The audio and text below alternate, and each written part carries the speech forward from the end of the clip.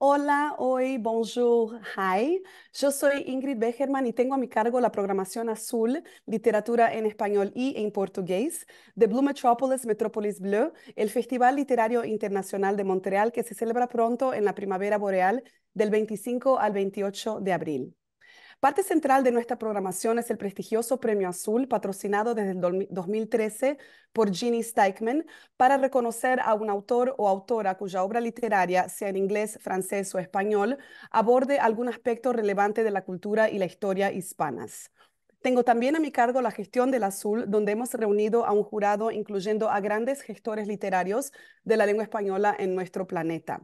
La nicaragüense Claudia Neira Bermúdez, la argentina Gabriela Damo, la mexicana Laura Niembro y el español Javier Rodríguez Marcos.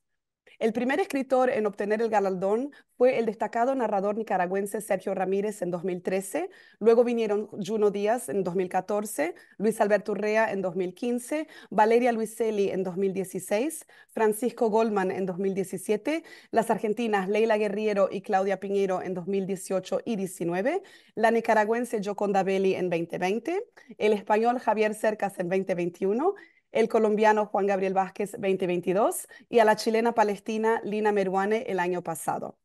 El premio azul otorgado por Blue Metropolis Bleu, el Festival Literario Internacional de Montreal que se celebra este año del 25 al 28 de abril, va ahora esta vez por a Margot Glantz, la grandiosísima escritora Margot Glantz, que no que dispensa presentación, pero la voy a presentar porque su currículum es tan impresionante y vamos a pasear un poquito por su obra y por toda su trayectoria antes de tener aquí la gran oportunidad de conversar con ella. Bueno, Margot nació el 28 de enero de 1930, está casi un siglo aquí con nosotros y ojalá mucho más. Casi, todavía falta, pero bastante tiempo, tiene muchísima trayectoria. Es escritora, profesora y periodista, maestra en letras por la Facultad de Filosofía y Letras de la UNAM y doctora en letras por la Sorbonne, Universidad de París, Francia. Desde 1958 imparte clases en la Facultad de Filosofía y Letras de la UNAM, donde fue nombrada profesora emérita en 1994. Un año después, 1995, se convirtió en miembro de número de la Academia, perdón, Mexicana de la Lengua. A partir de 1989 pertenece al Sistema Nacional de Investigadores. Ha sido profesora visitante en numerosas instituciones nacionales y extranjeras, ocupado varios cargos públicos y colaborado en diversos periódicos y revistas nacionales y extranjeras. A lo largo de su carrera, Margot Glantz ha recibido diversos premios: Premio Magda Donato en 1982 por las genealogías, Premio Javier Villa Urrutia en 1984 por Síndrome de Naufragios, el Premio Universidad Nacional en 1991 y el Premio Sor Juana Inés de la Cruz en 2003 por su novela El Rastro. Ha publicado numerosos libros de creación y ensayo, entre los primeros Las Mil y Una Calorías, novela dietética en 1978, 200 ballenas azules en 1979, No pronunciarás del 80, Las genealogías del 82, The Family Tree en inglés en 91 y ahora hago un paréntesis, Margot sale muy bien traducida en inglés por Charco Press, ya vamos a hablar un poquito de eso, hay una retraducción. De la amorosa inclinación a enredarse en cabellos el 84, Síndrome de Naufragios. Voy a leer solo los títulos porque de ahí va. Es muy larga la trayectoria de Margot y es absolutamente impresionante. Apariciones y apariciones. Entre su obra crítica está Viajes en México, Crónicas extranjeras, Introducción y traducción, Tennessee Williams y el teatro norteamericano, Narrativa joven de México, Repeticiones, Ensayos sobre la literatura mexicana, Notas y documentos sobre Alvar Núñez Cabeza de Vaca, La Malinche, sus padres y sus hijos, Esguince de cintura. Ensayo sobre narrativa mexicana del siglo XX, Antología Sor Juana Inés de la Cruz. Bueno, y la lista es muy, muy vasta. Paro por aquí porque, Margo, de veras, creo que consumiríamos los 15 minutos de la charla solo leyendo toda la cantidad, bueno, toda su bibliografía. Así que, bueno, creo que el público quiere escuchar un poquito sobre usted. Así que cuéntenos un poquito, bueno, sobre su relación con Canadá, cuántas veces nos va a decir, no, porque no es por supuesto su primera vez, pero cuáles son sus expectativas ahora aquí a venir a Montreal y bueno, y participar aquí con nosotros en el festival. Cuéntenos. Bueno, la primera vez que estuve en Montreal fue invitada para un simposio se llamó El fin del milenio y yo participé en ese también en el 88. no, en el 83, perdón, 83. Y luego he ido varias veces, en numerosas ocasiones. eh, en fin, conozco Montreal, conozco Toronto, conozco Ottawa, nada más.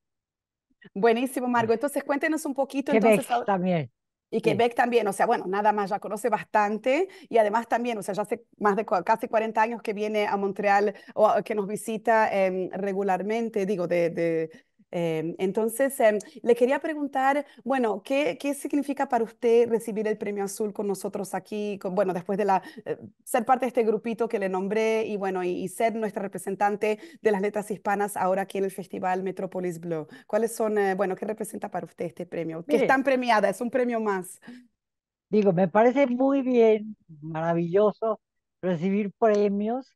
Es una forma de reconocimiento de la obra que uno ha hecho o que una ha hecho a lo largo de su vida.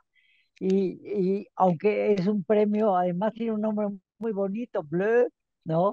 Un premio azul para una señora que ya está más azul que rosa, ¿no? Entonces, digamos, es muy interesante, muy importante.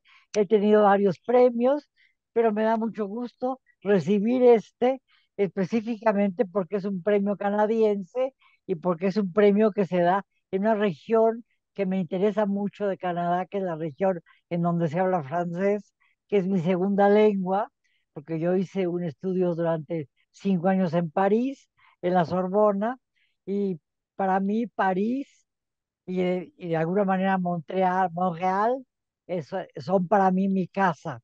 Entonces, tener un premio en este certamen me parece muy, muy satisfactorio, me emociona muchísimo y me da mucho gusto compartirlo con otros grandes escritores, porque la lista es muy impresionante.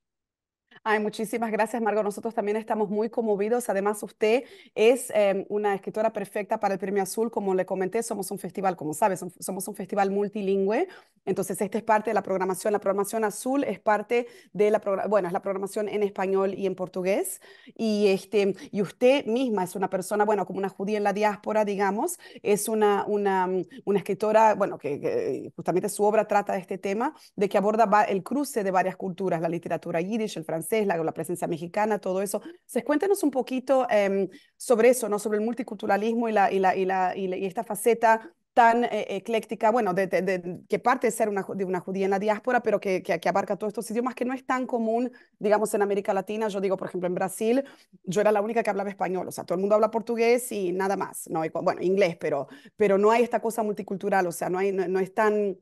Todo el mundo habla un idioma más o menos en América Latina, mientras que aquí es una explosión de idiomas y de conexiones de cultura. Entonces, si quisiera hablar un poquito de esto para nuestro público, ¿no? La parte más multicultural, esa faceta de su obra. Mire, mis padres hablaban ruso y yiddish y nunca me enseñaron ni ruso ni yiddish.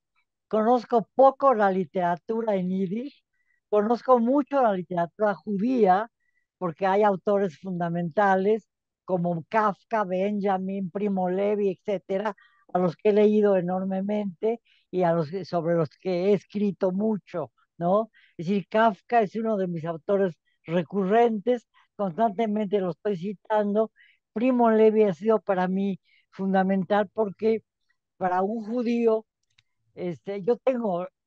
nací en México por casualidad, soy mexicana sobre todo, judía también por casualidad, porque mis padres lo eran. Probablemente hubiera yo nacido en Ucrania y estaría yo peleando contra Putin, o estaría yo dándole flores, poniéndole flores a Navalny. No sé qué pasaría. Pero, en fin, estoy en México, soy mexicana, me siento orgullosa de ser mexicana, he dedicado mi vida a trabajar muchísimo literatura comparada y muchísimo literatura mexicana. Soy especialista en una de las más grandes escritoras del mundo, que es Sor Juana Inés de la Cruz, y he tenido premios gracias a eso también. Y en fin, conozco mucho la literatura de mi país, la de las crónicas de la conquista, Bernal Díaz, Cortés, etcétera. He trabajado mucho siglo XIX en México, he trabajado mucho siglo XX y, en fin, tengo una trayectoria muy amplia como docente. He enseñado más de 60 años en la Facultad de Filosofía y Letras de la UNAM. He estado en Harvard, en Yale, todo el Ivy League, me falta Brown, pero estuve en Princeton, en Harvard, en Yale, en Stanford. Estuve también en muchas universidades dependientes de la Universidad de California, Irvine, Berkeley, etcétera. Entonces, digamos, soy bastante internacional en ese sentido.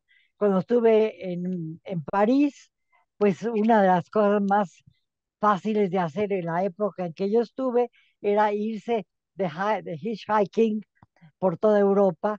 Iba yo con mi entonces marido, levantábamos el dedo y paseábamos por toda Europa y nos alojábamos en albergues de la juventud. Así que en realidad a mi marido le dieron, por ejemplo, una beca de la UNESCO en 1953 y fuimos al Medio Oriente, estuvimos en Egipto, estuvimos en Jordania, en Siria, en Israel. Para ir a Jerusalén tuvimos que ir a Chipre porque estaba dividido Jerusalén y ahora pues hay un problema muy serio que me ha causado muchos problemas también porque me atacan mucho. En fin, el problema de la misoginia y el antisemitismo son como muy comunes y muy automáticos. Entonces, me parece un momento muy grave y me parece muy interesante, muy conmovedor, muy sensacional para mí que en este mero momento me estén dando un premio en Canadá y que se llame el Premio Azul. Ya lo dije 3 veces, pero lo vuelvo a repetir porque me interesa mucho. Que además, ¿por qué le pusieron Blue? Ah, bueno, es una historia muy interesante. Es por el libro William Gass, de William Gass on Being Blue, de todos los sentidos que tiene la palabra azul en la lengua inglesa, y porque el azul es la imaginación también. Entonces es un color que evoca muchísimo. Y bueno, le tengo que decir que para nosotros los judíos el azul en particular es un color sagrado, ¿no? Que ni siquiera, bueno, que toda esa cuestión del hilo azul, que no se sabe bien cuál es el tono, y hay toda una cosa mítica también.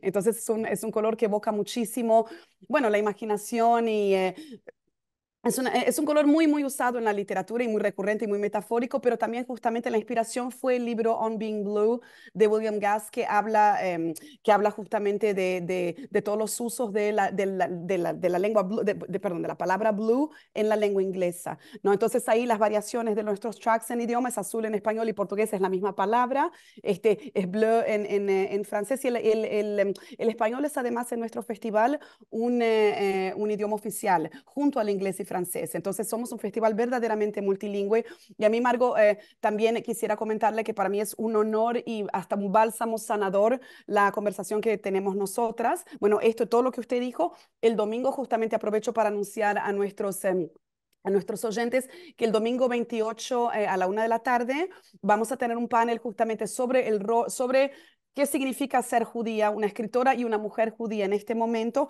inspirados en la idea de Frida Kahlo, que decía que era judía cuando no lo era, hoy en día, que es una cosa muy interesante, ¿no? En México, digo, una judía mexicana, y Frida decía que era judía cuando no lo era, pero con mucho orgullo, con una cosa que yo pienso que para nosotras las judías, por lo menos en mi caso, es algo que uno está, no digo trata de esconder, pero no lo anuncio a los cuatro vientos porque uno va a recibir toda clase de ataques, o sea, no es algo que como, bueno, en fin, ya lo es para que usted hable, ¿no? De eso, no Y, yo, pero es que resultó así, Margot. Fíjese que justamente vienen Guadalupe Nettel y El Weiss también, que son judías. Entonces resultó que tenía tres mexicanas judías en mi programa y dije, ay, no, tenemos que hacer esta charla, ¿no? Ese es un yo tema no que sabía que Guadalupe Nettel era judía, sí, sí, sí, eso, por la madre, ¿no? exacto, exacto. Yo tampoco, y más con el nombre Guadalupe, jamás me hubiera imaginado, ¿no? Entonces, digo, porque no es un nombre típico para una judía. Entonces, sí, entonces todo esto vamos a hablarlo bien en el panel. La moderadora es Mireille Silkov, que es una periodista judía de muchísimo nivel aquí, New York Times, etcétera, y la charla va a ser trilingüe, además, porque justamente siendo una judía en la diáspora, y yo pienso que eso sí tiene mucho que ver con la obra y con la literatura y la tradición, todo lo que usted dijo de Kafka y todos esos ecos que tenemos. Este, entonces, perdón que venía mi hija aquí, estamos en casa y tienen spring break los chicos. Entonces, toda la cuestión de este cruce de idiomas también, de estar en la diáspora, y que justamente las tres allá el Guadalupe y ustedes son trilingües, o sea, hablan español, francés, inglés, lo cual, como digo, no es típico, pero eso tiene mucho que ver, como que usted dijo, con sus progenitores, con el azar y con, bueno, con haber tenido esta trayectoria, ¿no? Em, si quiere hablar un poquito más de eso, yo prefiero dejarla que diga, que nos comente más de... Sí. Bueno, como le digo, nací en México por casualidad, porque mis padres emigraron, iban a los Estados Unidos, porque 5 hermanos de mi padre vivían en Estados Unidos, en Filadelfia, pero ya no pudimos entrar, no pudieron entrar a Estados Unidos porque se instauró una cuota, solo pudo entrar mi abuela materna, el abuelo paterno murió hace muchísimo tiempo, la familia de mi madre se quedó en Rusia, en Ucrania, que en aquella época era Rusia, en Odessa, y un hermano de mi madre vino a México porque era la única mujer, eran 7 hermanos, y ella era la única mujer, la menor, bueno, tenía un hermano menor que ella que murió en la revolución, no se sabe cómo, pero vino mi madre a México con mi padre, porque, digo, llegaron a Cuba, el barco los llevó a Cuba, pero la mayor parte de los emigrantes venían a México. El capitán del barco les dio $10 para que pudieran venir hasta México, se los prestó, llegaron a México, nací por casualidad aquí y no sé por qué, pudiendo saber ruso y leer a Dostoyevsky en ruso y poder leer a Bashevis Singer en yiddish, mis padres no me enseñaron esos idiomas. No estuve en colegio israelita porque la familia tenía vicisitudes económicas y vivíamos en barrios donde no había autobuses para llevarme a la escuela judía. Así que estuve en escuelas públicas y mi mejor idioma, el que conozco mejor y en el que he escrito mis libros, es en español. Entonces, digamos, soy una judía, muy orgullosa de ser judía. Me parece terrible que haya una terrible misoginia que se une al antisemitismo como automáticamente. Últimamente he tenido muchos problemas por lo que ha pasado en Israel y Gaza. Me achacan, me achacan dichos que no he dicho, ¿no?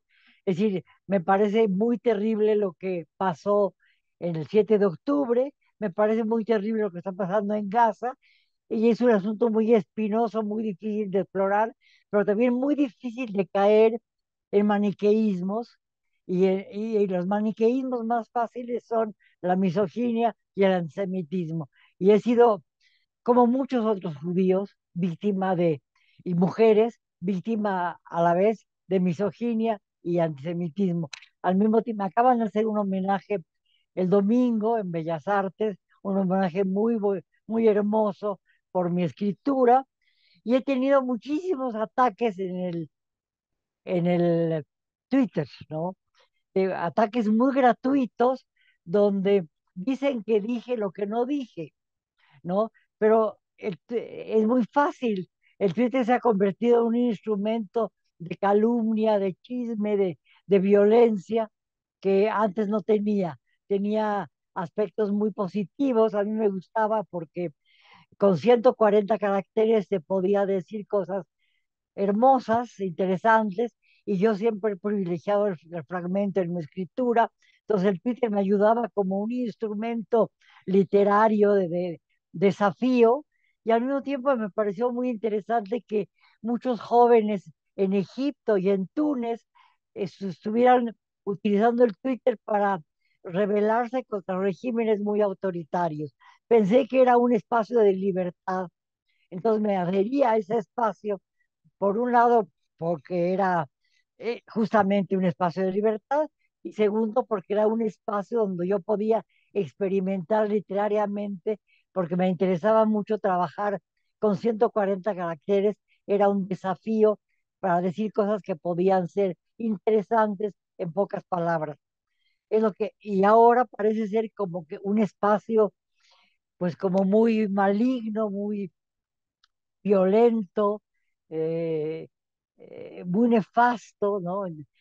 Es decir, Y en el momento que estamos viviendo internacionalmente, con todos los problemas universales, con los nuevos fascismos que están surgiendo, hay una mayor vulnerabilidad.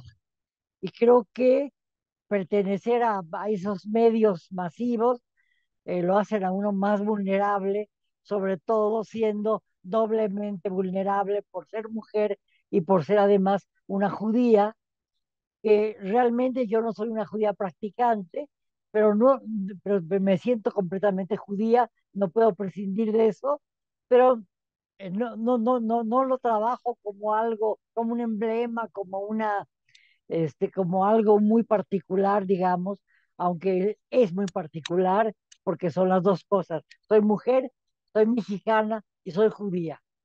Y además me siento bastante internacional, por lo que usted dijo, porque la estancia en París de 5 años fue en una época en París era una ciudad muy complicada, muy pobre, era más barato vivir en París que en México.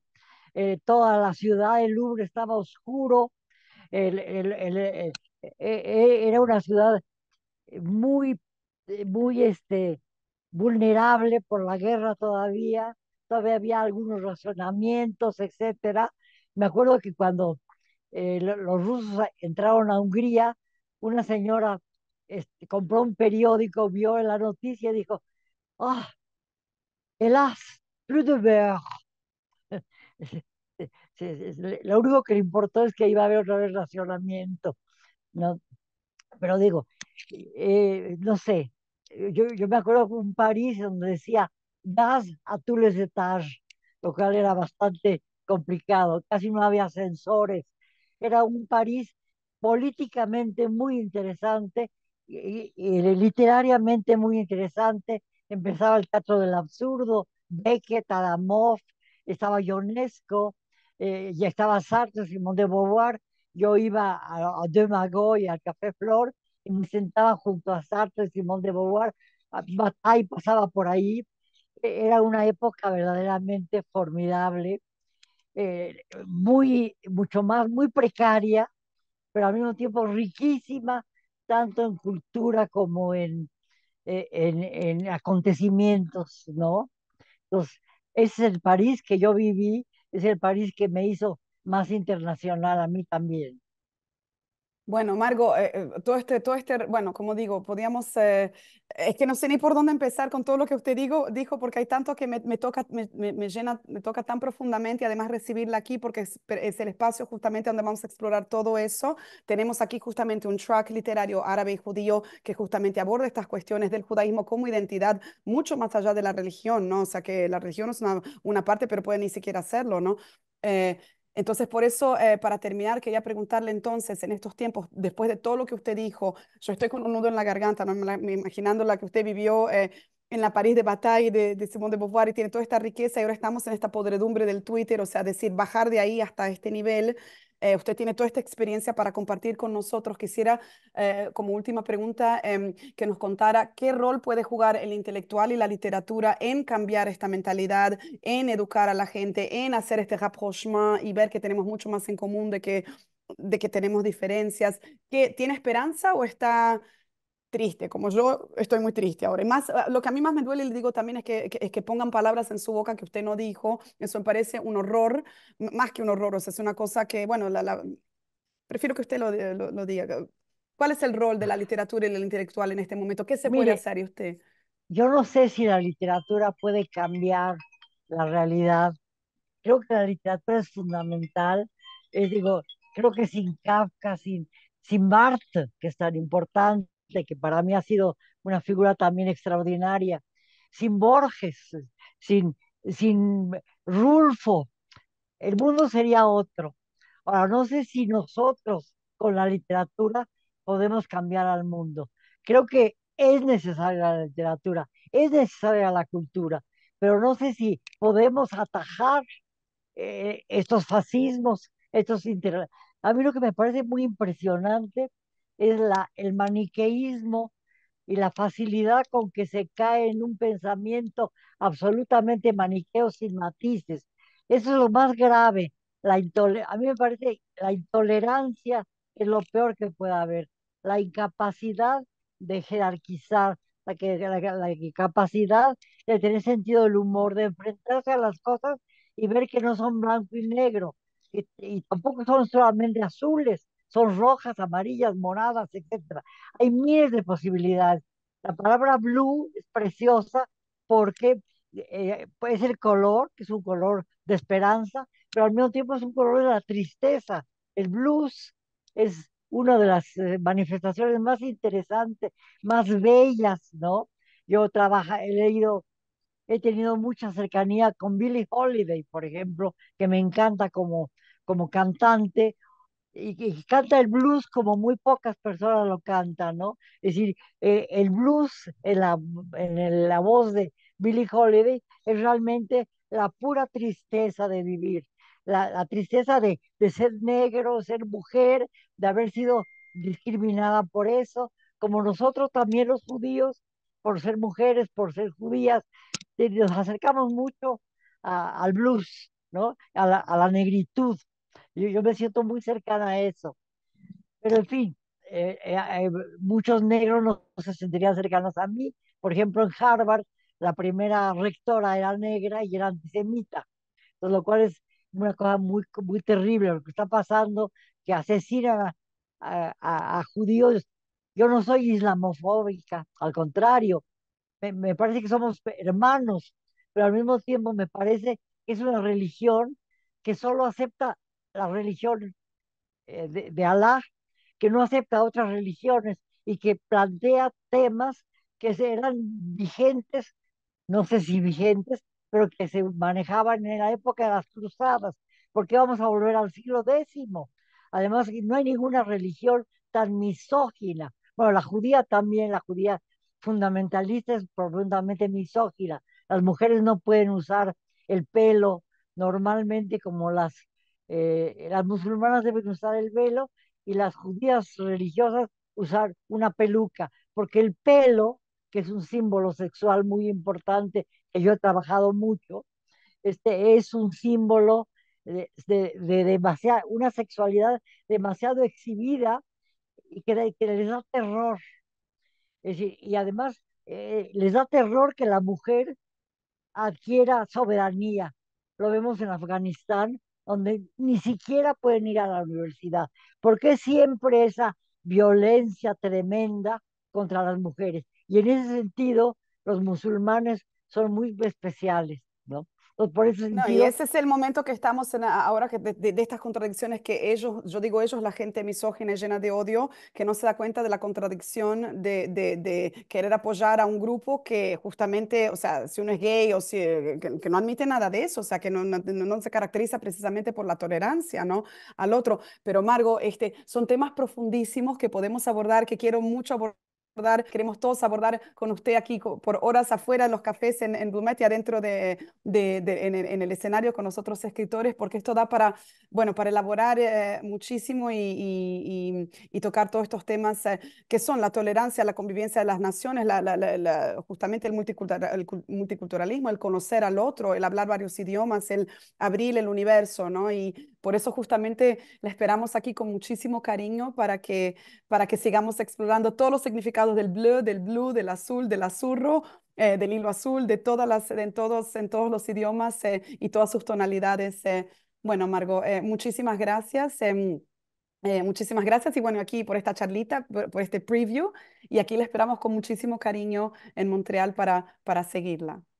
muchísimas gracias y me dio mucho gusto darle un abrazo en la Feria de Guadalajara. Ay, no, como para mí yo, bueno, estoy como digo, verklempt, como decimos, ¿no? Emocionadísima, que tengo literalmente un nudo en la garganta. Así que bueno, Margot, querida, aquí le esperamos para seguir tocando muy profundamente todos estos temas con escritores de Palestina, de toda parte, de todo el mundo que van a reunirse aquí con nosotros y hablar estar juntos y el calor, que por ahí el azul es el color más frío, ¿no? Pero el calor nuestro vamos a hablar va a traer el calor a lo azul.